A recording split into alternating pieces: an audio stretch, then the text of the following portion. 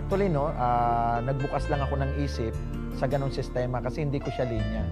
So maganda lang, inaral ko yung produkto, inaral ko yung negosyo, at pinilit kong magbigay ng oras at panahon para sa ganitong sistema. Ang maganda, guminawa ang aming buhay, ito na naging resulta ng lahat ng pagsisikap na.